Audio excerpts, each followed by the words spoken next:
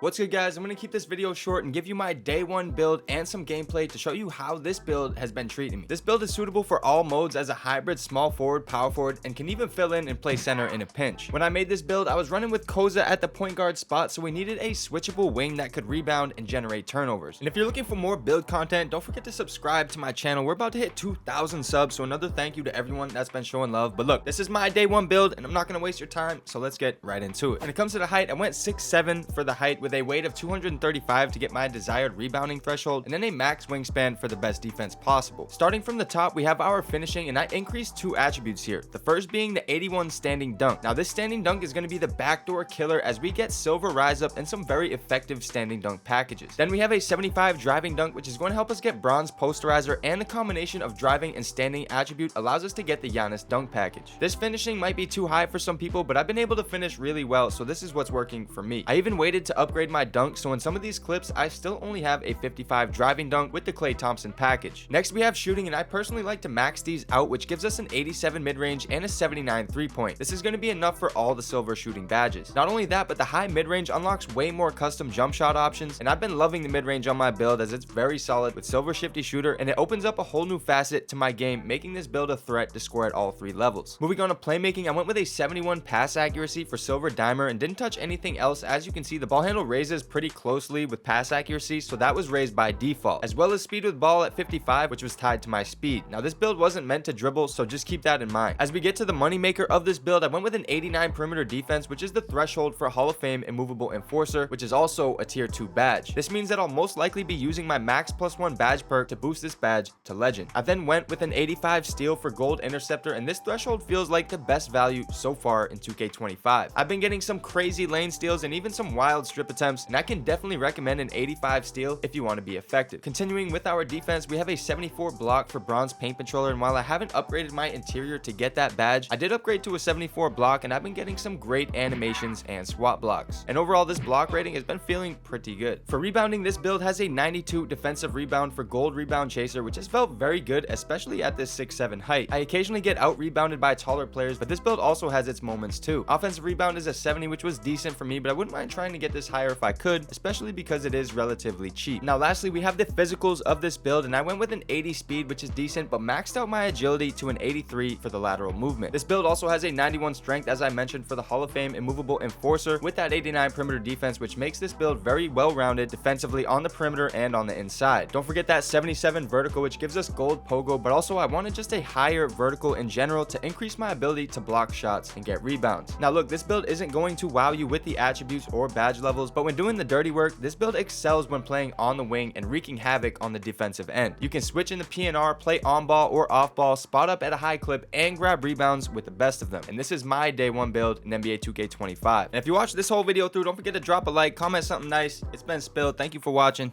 I'm out. Later.